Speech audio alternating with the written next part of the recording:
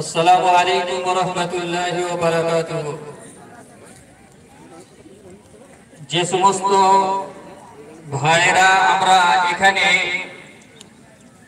ওয়াকফ বিল বিরুদ্ধে এই সভায় এসেছি, তাই এখানে সেখানে ছড়িয়ে ছিটিয়ে না থেকে বড় একটা মাঠ আছে, আমরা সামনে আসি এবং বসি।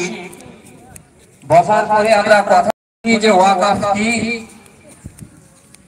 এই ওয়াকফ জিনিসটা কি, কেন আমাদের উপরে মাথাতে চাপানো হয়েছে, মুসলিমদের কাছ থেকে কোন জিনিস কেড়ে নিতে চাইছে, সেই সম্পর্কে আজকের এই সভা। আজকে যে সমস্ত সভাতে ওলামাগণ এসেছেন, তেনারা কিছুক্ষণ করে কথা রাখবেন। আমরা মনোযোগ সহকারে তেনাদের কথা শুনবো এবং শোনার পরে আমাদের কি করণীয়, সেই করণীয় আমাদের বাড়িতে যে আমরা করবো ইনশাআল্লাহ।